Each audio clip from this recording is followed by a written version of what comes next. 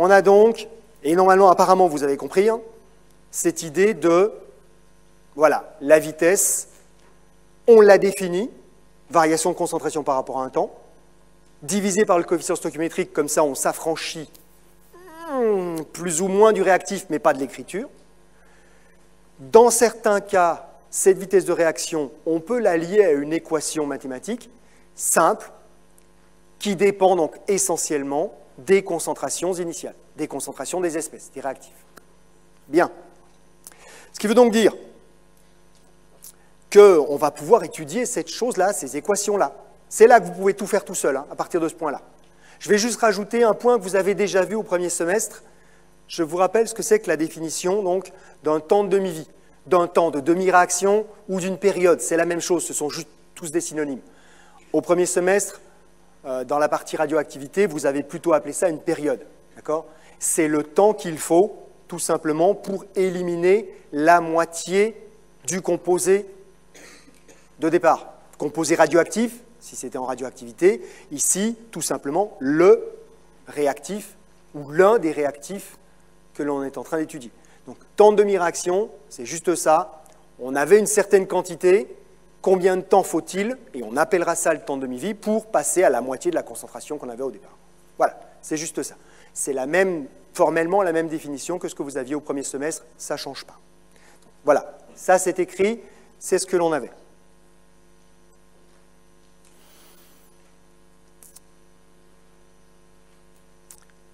Si je rappelle ce qu'est une vitesse de réaction, la variation de concentration divisée par le temps, divisée par le coefficient stoichiométrique, et que je rajoute à ça le fait que maintenant je considère que ma réaction a un ordre, donc cette vitesse peut s'écrire aussi sous cette forme-là, un coefficient de vitesse multiplié par des concentrations de réactifs, vous voyez que dans la même équation, en fait, je fais apparaître une variable, la concentration, et la dérivée de cette variable.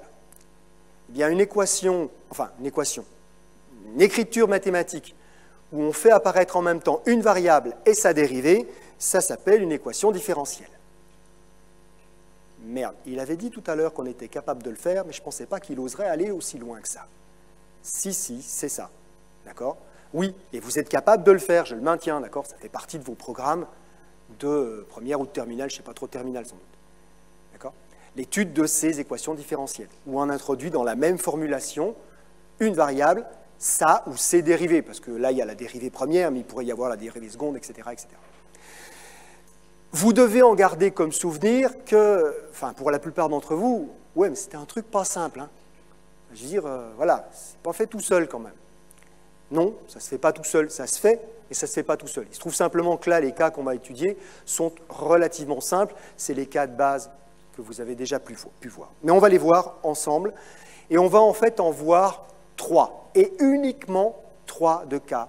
Les 3 plus simples, le dernier étant plus compliqué, mais on ne s'intéressera qu'au cas simple du cas compliqué. Premier cas, la réaction est d'ordre 0. Donc, définition de la vitesse, ça ne change pas, variation de la concentration par rapport au temps, divisé par le coefficient stoichiométrique, c'est bon, c'est bon. Si la vitesse admet un ordre 0, ça veut dire que l'ordre de la réaction par rapport au réactif est égal à 0. Donc, on aura la concentration de ce réactif puissance 0. Ça veut dire ça, voilà. La concentration puissance 0. Et vous savez tous très bien ce que n'importe quoi puissance 0 fait. Ça fait 1. Ça veut donc dire que notre loi de vitesse, elle s'écrit juste comme ça. La vitesse de réaction, c'est le coefficient de vitesse. Et ce coefficient de vitesse, il est constant, effectivement, si on ne change pas les principales caractéristiques du système, la température en particulier. Donc on aura une vitesse qui sera constante. Voilà, c'est à peu près ce que ça veut dire. Si on ne change pas les paramètres, on est bien d'accord. Hein. Pour résoudre, trouver les solutions d'une équation différentielle, donc normalement vous avez vu ça, on s'arrange en général pour mettre tout ce qui concerne la variable du même côté, D'accord? Tout ce qui concerne les autres paramètres et l'autre variable, le temps, par exemple, ici, de l'autre côté. Donc on sépare les deux variables. Donc ici, on va trouver dA d'un côté, dt de l'autre, et on va intégrer des deux côtés. L'intégrale de dA, c'est quoi? La primitive, plutôt, de dA. Enfin, de 1 fois dA, puisque c'est ça, en fait. Bah, c'est juste A. Donc une fois qu'on l'a fait d'un côté, on a la même logique de l'autre. L'intégrale de 1 fois dt, c'est t, tout simplement. Mais vous savez que quand on dérive une constante, on obtient 0. Ça veut donc dire que quand on obtient les primitives, quand on intègre, on doit aussi considérer que peut-être que dans notre intégration, il y avait une constante qui traînait. C'est la constante que j'ai écrite là. D'accord ? Parce que si je dérive la dernière ligne ici, que cette constante est n'importe quelle valeur, je trouverai la primitive qui est au-dessus. Donc j'ai une constante qui se balade là-dedans. J'ai fait quand même du progrès. Hein. À quoi est égale cette constante? Pour la déterminer, on se met dans une des conditions qui est connue, où on sait quelle est la valeur de la vitesse, quelle est la valeur de la concentration, quelle est la valeur du temps, enfin quelque chose que l'on connaît. Généralement, ce sont les conditions initiales que l'on connaît. Ben oui, c'est nous qui avions préparé la solution, donc forcément les conditions initiales, a priori, on les connaît. D'accord? Donc à T0, je sais que ma concentration, elle était égale à A0. Et comme c'était T0, la première partie, le nu A, K, T, il est égal à 0. Donc ma constante est tout simplement égale à A0. Voilà. Point, c'est réglé, j'ai déterminé la valeur de ma constante. J'en suis donc à, et ça, vous pouvez le retenir, c'est le résultat qu'on obtient. La concentration de mon espèce A au cours du temps, elle varie linéairement en fonction du temps. C'est tout simplement l'équation d'une droite que j'ai obtenue ici. Et si on le représente graphiquement, parce que je peux, rappelez-vous, je l'avais obtenu, ça, expérimentalement. Si je dis à quoi ressemble ma concentration en fonction du temps, j'obtiens juste une droite. Vous avez vu, j'ai précisé quelques petites choses sur le chemin. D'accord ? Repréciser en particulier que le nu A que vous avez là dans l'équation, A est un réactif. Son coefficient stoichiométrique est donc négatif. Ce qui veut donc dire que nu A K, c'est un chiffre négatif, une pente qui est négative. En même temps, c'est logique, hein, la concentration réactive, elle doit diminuer. Donc c'est logique que la pente soit négative.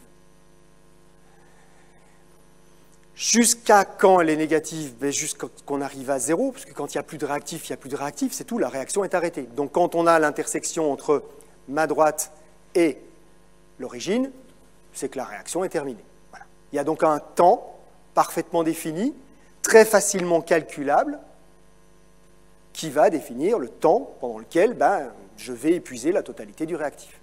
Par contre, le rythme de disparition, donc la vitesse, c'est la pente de cette courbe-là. Comme c'est une droite, la pente, elle est constante. La vitesse est bien constante, c'est cohérent avec ce que j'avais dit précédemment. C'est bon? Ça va jusque-là?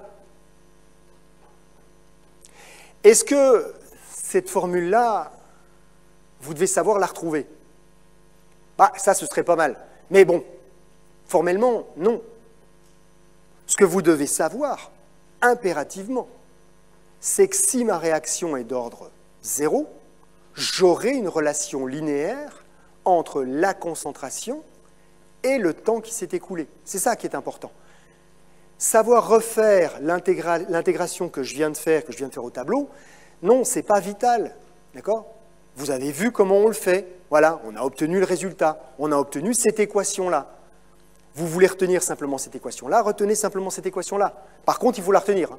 Ça, c'est impératif. Ou vous savez la retrouver, ou vous la retenez. Ça prend plus de temps de savoir la retrouver, c'est une évidence. Parce qu'il y a, on va dire quoi, 2 minutes, peut-être, à peu près, pour retrouver effectivement l'intégration. Et c'est 2 minutes qu'on peut gagner si on sait à quoi ressemble cette formule-là. Voilà. Bon, c'est à vous de voir. Il n'y a pas d'impératif. C'est l'UE SP4, hein, il n'y a pas droit au cours, là. Pas moi qui décide. OK? Ce serait bien, mais ce n'est pas le cas. Je vais combiner l'équation qu'on vient d'obtenir, donc en intégrant la loi de vitesse, avec la définition de ce qu'est le temps de demi-réaction. Et si je les combine dans un système à deux équations, je vais pouvoir obtenir ce qu'on va appeler le temps de demi-réaction. Puisque là, je peux écrire maintenant, en combinant les deux, que quand la concentration initiale aura été divisée par 2, la concentration que j'ai maintenant, j'ai le temps de demi-réaction. Je peux donc remplacer le A0 par A0 sur 2, j'ai divisé la concentration par 2, et ça arrive quand T est égal à T1,5, le temps de demi-réaction. Vous avez vu que j'ai mis 0,5, des fois on met T1,5, les deux notations sont totalement interchangeables, on utilise aussi bien l'une que l'autre. Maintenant que j'ai écrit ça, je vais sortir T1,5 pour voir à quoi il est égal. Il faut 2-3 opérations, vous basculez les trucs de chaque côté de manière à sortir T1,5. Ça, vous apprenez à le faire impérativement. Vous n'apprenez pas le résultat. Vous apprenez le résultat, vous allez vous planter. D'accord? À 80%. Donc ça, vous apprenez à le faire. Ce qui explique pourquoi je vais un tout petit peu vite là sur les différentes lignes. Vous avez la solution, vous pouvez la retrouver, mais retrouvez-la par vous-même. Ce que je suis en train de faire, vous devez savoir le faire. Pas l'apprendre, savoir le faire. Vous posez les deux équations de départ et vous obtenez, après quelques manips, très rapidement, T1,5 égale. Et vous allez obtenir T1,5 égale ça. C'est-à-dire quelque chose qui dépend de la concentration initiale, le A0, et, vous le voyez bien, du coefficient stoichiométrique et du coefficient de vitesse. Des formules comme celle-là, il va y en avoir 3 de suite. Vous allez les mélanger. C'est une certitude que vous allez les mélanger. Sauf si vous apprenez à les retrouver par vous-même. Si vous apprenez à les retrouver par vous-même, évidemment, vous ne les mélangerez pas. Si vous les apprenez par cœur, vous allez vous foutre dedans. C'est l'expérience qui parle, hein. D'accord? L'expérience de 10 ans de résultats, d'accord, au concours. Donc voilà, ça, et je le mets en vert pas pour que vous l'appreniez, hein, c'est parce que c'est un résultat important, mais un résultat pour une fois que vous devez savoir retrouver. Voilà ce qu'on a. Ce T1,5, pour lui donner un peu plus de sens, et on va terminer sur ça, on peut le replacer dans le graphique que l'on avait tout à l'heure de la concentration en fonction du temps. Cette droite, d'accord, que l'on a obtenue puisqu'on a un ordre 0.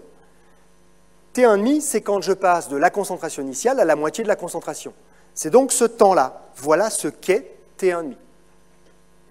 Mais une fois que je suis arrivé là, je peux encore diviser la concentration par 2.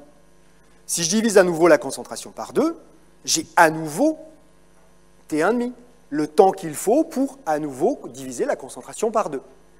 Et vous voyez que ces temps de demi-réaction, vous pouvez continuer, hein, ces temps de demi-réaction successifs, ils sont de plus en plus courts. Est-ce que c'est logique? Ben oui, il suffit de regarder la formule, hein. Quand la concentration initiale baisse, le T1,5 baisse. Donc si j'ai ma concentration initiale qui était 2 fois plus petite, le T1,5 sera 2 fois plus petit. D'accord? Et ce constat, les temps de demi-réaction successifs sont de plus en plus courts, est un paramètre totalement caractéristique des cinétiques d'ordre 0. Il suffit, comme constat, pour dire la cinétique que je suis en train d'observer est d'ordre 0. Ça suffit. On a donc là maintenant, arrivé à ce point-là, 2 manières de déterminer si une cinétique est d'ordre 0.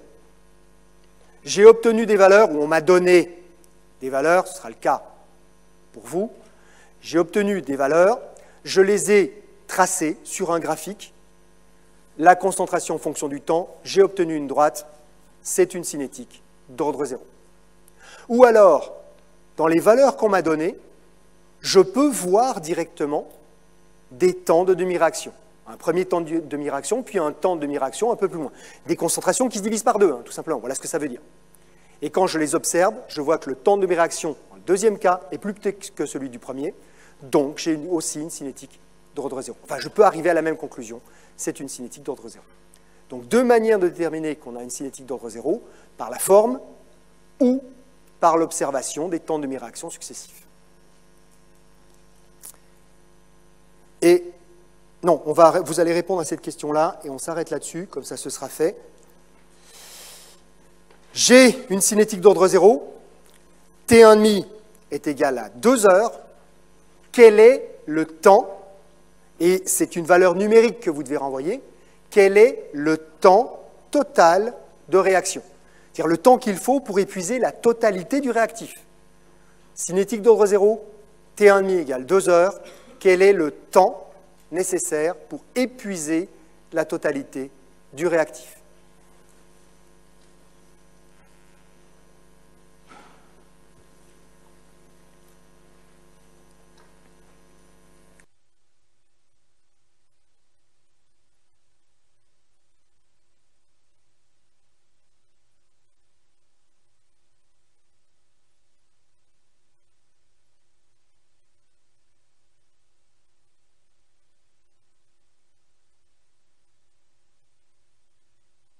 Cinétique d'ordre 0. Comment est-ce qu'on a obtenu ce T1,5 hein? Peut-être tout simplement parce qu'on a suivi la concentration et on a vu, on était parti d'une mole par litre, et puis d'un seul coup, au bout de 2 heures, on voit qu'on en a 0,5, donc on a T1,5. D'accord? C'est purement expérimental, ça. Combien de temps faut-il pour épuiser tout le réactif? Allez, 10 secondes encore.